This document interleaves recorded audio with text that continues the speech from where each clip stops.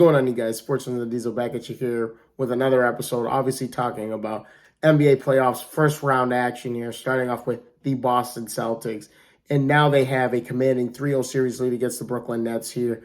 109-103 here, led by Jason Tatum, 39 points, 5 rebounds, 6 assists, and 6 steals to go along with it, as well as they force 21 Brooklyn turnovers, which ultimately leads to 37 points off those turnovers. Jaylen Brown coming in behind that with 23 points as well. Another bad game for both Kevin Durant and Kyrie Irving here, as neither of them could get it going offensively here.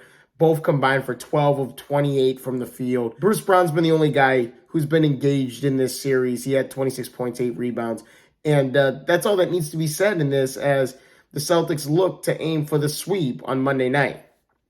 Moving over to the Toronto Raptors up against the Philadelphia 76ers, as the Toronto Raptors forced a Game 5 here with a 110-102 victory here. Pascal Siakam, fantastic performance here, 34 points, 8 rebounds, 5 assists.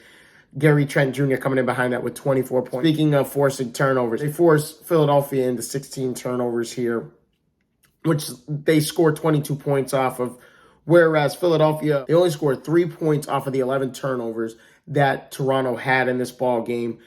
Embiid, Maxey, and Harden, on another note, combined for 15 of 45 from the field. They only shot 33% together, the three of them, from the field. Utah sneaks away with this victory here, thanks to a beautiful pass by Donovan Mitchell to Rudy Gobert. Jordan Clarkson coming on off the bench. You know him, former 6th man of the year, 25 points off the bench. And then Rudy Gobert, 17 points, 15 rebounds. If they get performances like this out of these three players, they will win ball games. Doncic scored 30 points, 10 rebounds, and then had 4 assists as well. But they won't have an answer for Doncic. They won't have an answer for Jalen Brunson. They haven't had an answer for Jalen Brunson, as he's gone off in this series as well. You had 42 free throw attempts by the Utah Jazz. They shot 20 more free throw attempts from the line than Dallas did.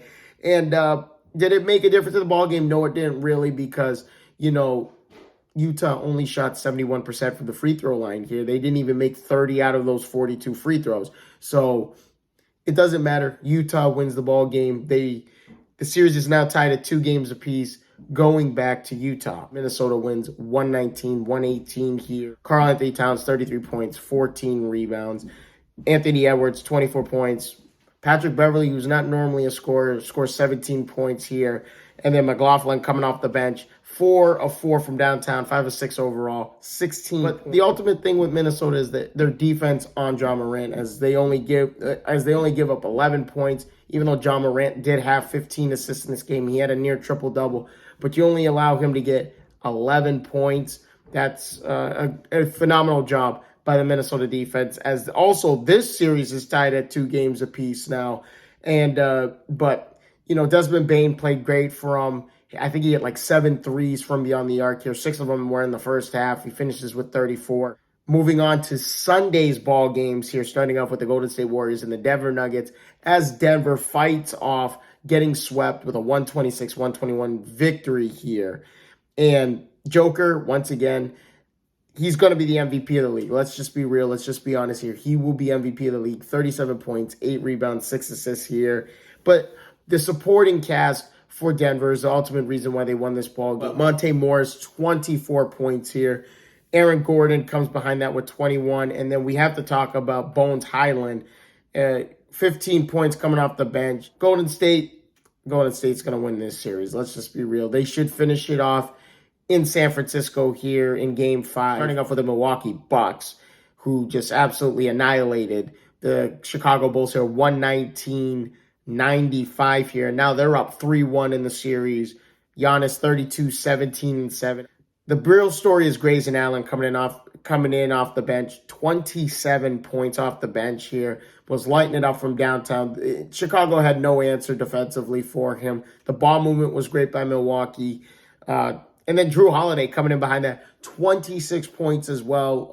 A great performance by Drew Holiday. There's got to be players to fill in that role for Chris Middleton, as Chris Middleton is going to be out for an extended period of time with that sprained knee. But Milwaukee shot 50% from the field and over 50% from three-point range. Zach LaVine, 24 points, 13 assists. He's had to be the facilitator on this team because of no Lonzo Ball.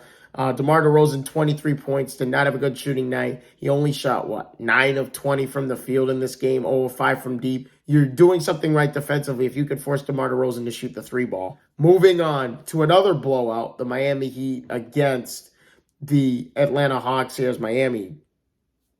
Another thrashing of the Atlanta Hawks here, 110 to 86, as now Miami goes one win away from eliminating the Atlanta Hawks here. Jimmy Butler, 36 points, 10 rebounds, 4 assists. I mean, Jimmy Butler is starting to find his groove here in the playoffs. I know they're a far superior team compared to the Atlanta Hawks, but he's starting to find a groove offensively, and that's something that Miami needs, especially with Kyle Lowry being out in this ball game. So, but they only commit 7 turnovers in this game. That's the big thing. They took care of the basketball. They scored 48 points in the paint. They were getting to the rim when they wanted to. They were the aggressors offensively.